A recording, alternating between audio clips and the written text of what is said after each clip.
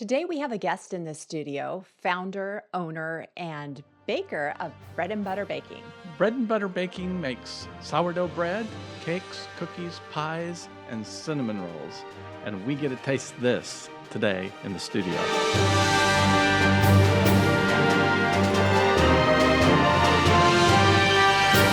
The baker and business owner of Bread and Butter Baking is also our daughter, Anna.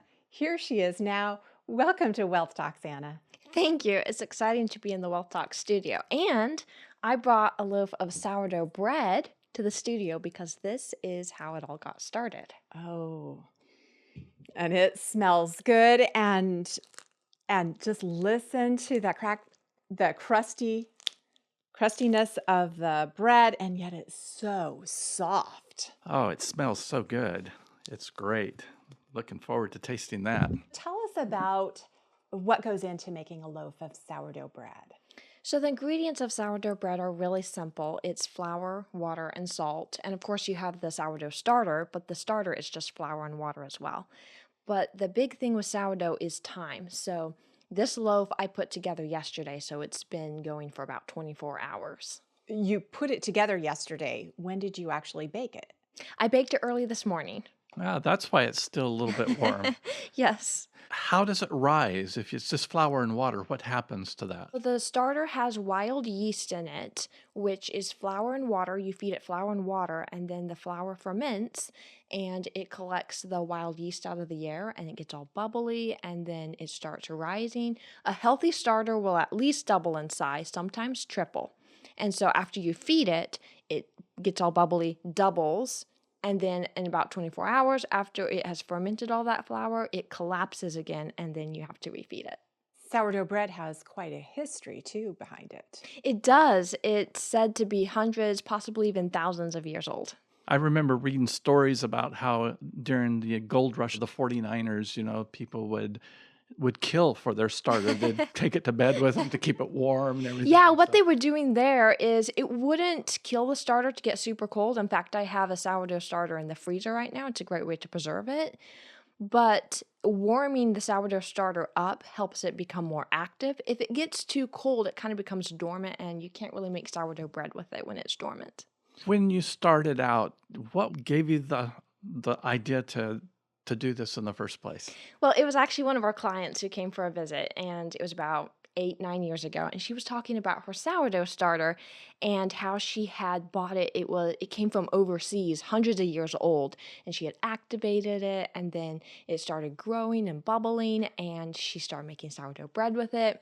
And I was just so intrigued that I wanted to try it. So then that's when I made my starter. Your starter, you've named it, and I it's have. world famous now. Yes. Tell us about that. It's traditional once you get a starter active and going to name it. So us kids, we grew up with these Paul Bunyan storytell books, and the cook in there was Sourdough Sam.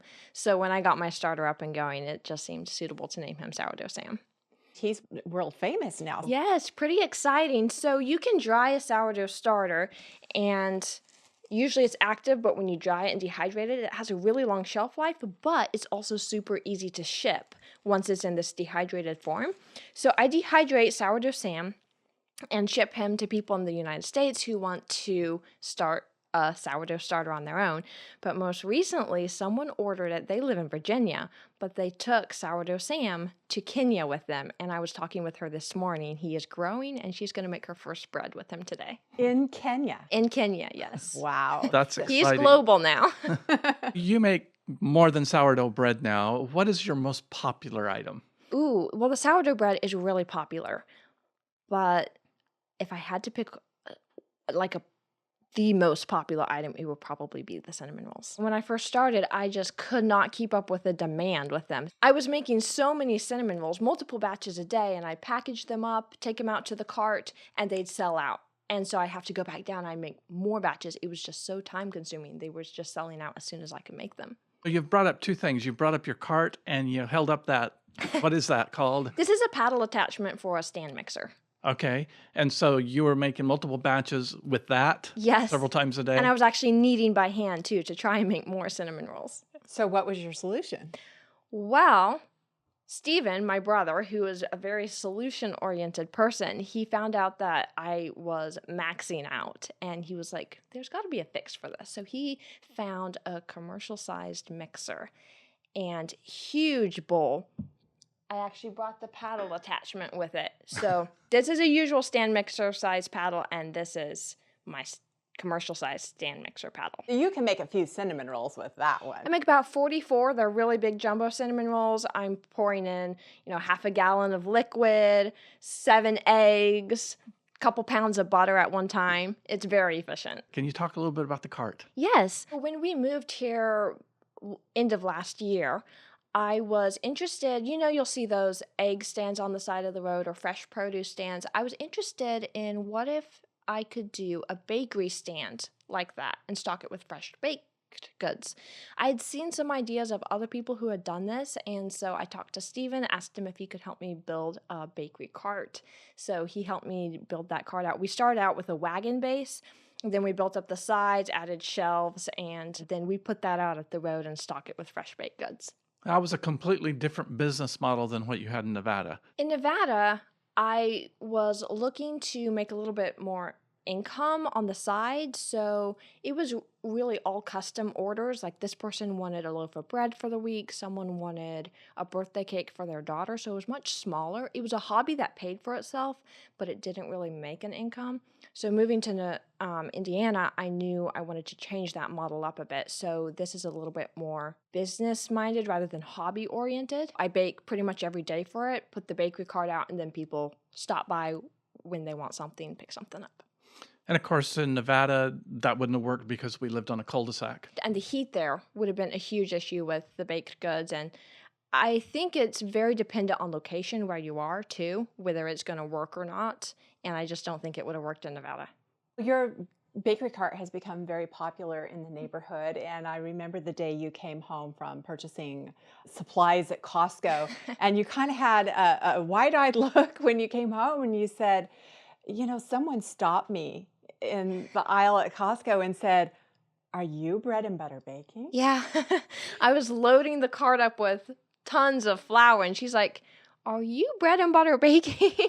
Your Instagram, people not only are able to access your cart, but then a lot of times you have behind the scenes on Instagram, you let them know what's going to be in the cart, or you show them footage of you making their cinnamon rolls or having the chocolate chip cookies just coming out of the oven. Yeah. That's kind of exciting for them. You had custom orders in Nevada. You still get custom orders. Yes. You just delivered a cake, I know, the other day, and I know you've made a wedding cake. And Yes, when Jesse got married earlier this year, I made their wedding cake for them. That was nice. a really special gift. It was a lot of fun to make for them, too. How much has social media helped you in this business? It has really helped me. So since moving to Indiana and then posting, I've gained a local following of people who've stopped by the bakery cart or people who have stopped by the bakery cart and told their family about it, and then those families start following the bakery cart. So now every time I put the bakery cart out, I post on my Instagram story, "Hey, the bakery cart's out and this is what's in it today." And a lot of those local people are following my story and know that they can head over and get some baked goods. There are a lot more questions we want to ask Anna after the break. We want to talk more about the business side of things, how she makes her financial decisions, and we want to taste that cinnamon roll. We're going to do all of this and more after the break. For 10 years, we have published this newsletter exclusively for our clients. It's called Living Richly, and it comes in the mail every month. Recently, some of you have asked if we can add your adult children or specific friends who are not clients yet to our mailing list. So today, we are excited to announce that yes, there is now a way to add your friends and family to the mailing list so they can receive Living Richly every month. Here's how it works. We don't charge our clients a subscription fee, and we wanted to offer the same complimentary subscription to your friends and family. So for just the cost of shipping and handling, which comes to $15 a year, you can give a 12-month subscription to whomever you'd like. To complete the sign-up process, click the link in the description box below. We'll ask you for the name and address of the person you want us to include, and then proceed to checkout. If you have multiple people you'd like us to mail to, you can go through the process multiple times, or simply email us, team@mcpheeinsurance.com, and we'll help you from there. If you're watching this video and you're not a client yet, let me show you our monthly newsletter. Living Richly is mailed to our clients every month. We believe that wealth is more than money. It's also about health, family, freedom, food, and fun. And that's what Living Richly is all about. This is the May issue. On the front, we have an article about the two thieves that came to steal my brother's trucks. Inside, we have a history piece on the American school system, what it was originally set up to do, and how far it has strayed from that purpose. We also have a section here on health. This month, the topic was allergies. We have a section of Living Richly dedicated to useful resources, and this is where you'll find information about Wealth Talks podcasts, upcoming events, new books, and special announcements. This is also where you'll find 3 of Jesse's jokes every month. Then on the back, we have a recipe. This month, it was chicken fajitas, one of our family's favorites. If you would like to receive a copy of this newsletter every month, click the link in the description box, enter your name and address, and complete the process to start your 12-month subscription. How do you get customers? How do people know that you bake? To start with, when I put the bakery card out, nobody knew what it was. So I had to think of ways to let them know as they were driving by what it was and that they could stop for it. To begin with, I started out with some 18 by 12 corrugated, like plastic cardboard signs, and I made 3 for each way. So traffic coming this way and traffic coming this way could read each of the signs. And on one of the signs, I put fresh sourdough bread, cinnamon rolls on the second sign, and then the final sign with an arrow pointing towards the cart said self-serve bakery cart. I initially put pink flags on top of those signs just to catch some attention and to add recognition to, oh, pink flag, pink bakery cart, this must be the self-serve bakery cart. The products that you bake are very unique, and it starts with the ingredients. Tell us a little bit more about the type of ingredients that you use in your baking. Everything I do is made from scratch. So I start with the basic essentials, flour, butter, sugar, eggs, and make everything from there. How much ingredients do you go through? A lot. So in about 4 months, I've gone through about 1,000 pounds of flour. 1,000 pounds of flour. 1,000 pounds, hundreds of pounds of butter, gallons of molasses. Because I start with just the flour, butter, sugar, and build the product from there. So the cinnamon rolls, I start with flour, butter, sugar, eggs, make them from scratch. The sourdough bread, flour, water, salt. Cakes start with flour, butter, sugar as well. All the fillings, I make those from scratch. So a raspberry filling for a cake starts with raspberries. Then I add in lemon juice, sugar, everything made from scratch. You're not using chemicals or preservatives No. in your okay. Okay. Everything is good quality. That's why I think people love it so much. It tastes good. It's the real deal. Before the break, you talked about the mixers that you have, Yeah. the big paddle and the little paddle, and you didn't start out with that gigantic paddle. I did not. You had to scale somehow. So how did you figure out, how do you, how much flour do I buy here now, and how many eggs and how much butter do I get to get going here? That was one of the biggest challenges about scaling to bake in bulk. So I was used to baking in small batches, but figuring out how to bake in bulk batches was a little bit challenging. What equipment do I need? And then I found out with sourdough bread, when you bake it in bulk, it speeds up the fermentation. Bulk dough will proof faster than just a single batch. So I had to make slight adjustments. I knew how to bake, but it was a learning curve to learn how to bulk bake. How did you learn this? A lot of it is self-taught. So I just get online and I read forums, what other people have done. I listen to other sourdough bakers and that's actually how I found out. So I was proofing this dough when I was doing it in bulk and it was fermenting really fast. I was like, why is this happening?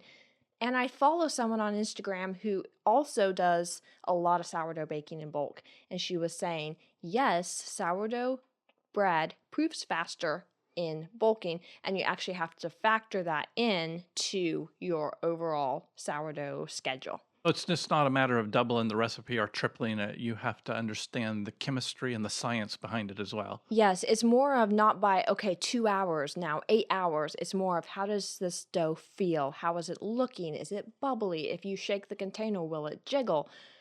All of those things. So it's the experience really, rather than just a written recipe and schedule that you have to go by. What I'm also hearing you say is that you didn't have to learn everything there was and then start to bake. Right. You were baking, and then along the way, as different challenges presented themselves, you went to go research and find out more information to take care of the issues that you were facing. Yes, I think that's really true about learning anything and retaining it is you have to have a purpose for learning it. And when you have a purpose and you learn something, you'll retain it. I think that's really true, especially in what we teach people about the infinite banking concept. A lot of people want to learn everything there is to know about it and never take action. But if you don't start someplace, you don't have the experience to know, oh, that didn't work. Now I need to do this, Hmm. and tweak it a little bit until it does. Yes. And I think that's just a life experience. Tell us about the having the card out. Has that just always worked wonderfully, or have you had any challenges with that? It's a self-serve bakery cart, so I didn't want to be out there manning the cart all the time. I wanted to be baking more products to put in the bakery cart. So I have the cash box in the side of the box and also a Venmo code because not everyone carries cash. And that way people can choose what they want and pay for it, and I don't have to be out there.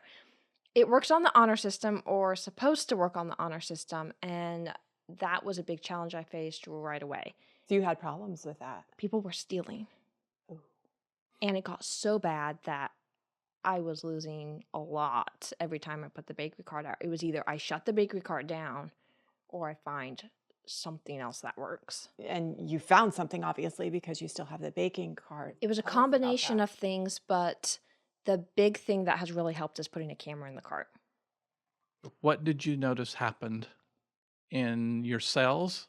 Did they go up? Did they go down? What else did you find out by putting that camera out there? The cart started balancing when the camera went out there. But something that I noticed was people were tipping. And I had never noticed that before because people were stealing so much that the tips never showed up. But when everyone started paying, then I noticed, oh, people have been tipping too. You've had some really nice feedback from customers as well. Yes, it was so touching, all the sweet messages from people saying, oh, the bakery cart brings so much joy to the area. And then they would get creative and try and suggest ideas. Maybe this would work, or have you thought of trying this? Or it's so sweet to watch people, repeat customers to the bakery cart, take a new customer under their wing and show them, okay, this is how the bakery cart works. And lady the other day insisted on buying another couple's baked goods. It's just so sweet to see that. I hear you saying that this was a trust situation. You put it out there just on a trust, but then you had to learn that you have to verify too. Yeah. Trust, but verify. Yeah. Because people tend to get away with things that they're not checked on. And I have had to raise prices as well. Just I have to factor in a little theft as part of cost of doing business. So I didn't want to raise prices, but I do have to make an income. I have to pay expenses. And so raising the prices a little bit it just had to happen. Your loyal customers, Mhm. the customers who really appreciate what you do and are honest, they don't, I mean, it's too bad you have to raise those prices, but they are glad to have you in the neighborhood still providing your goods and services. And so they are happy to pay that extra so that you will be able to continue to provide. So, what's next on the horizon? What's next is something very big. I've never done this before, but the Franklin Farmers Market just accepted Bread and Butter Baking as this year's vendor. And that starts June 1st and runs every Saturday from June 1st until mid-September. What are you going to offer there? Your cinnamon rolls, maybe? Cinnamon rolls, sourdough bread, cookies. My sister-in-law is also going to help out with that, so it'll be a great time together, and it'll be fun making all those treats for people. Do you expect to see some of your customers from the cart obviously stop by, and they'll be excited to meet you, I'm sure. Definitely. I've had several customers from the bakery cart actually recommend me to apply for the Franklin Farmers Market. That's exciting. Is now a good time to try the cinnamon roll? Absolutely. It's always a good time to try cinnamon roll. Here you go.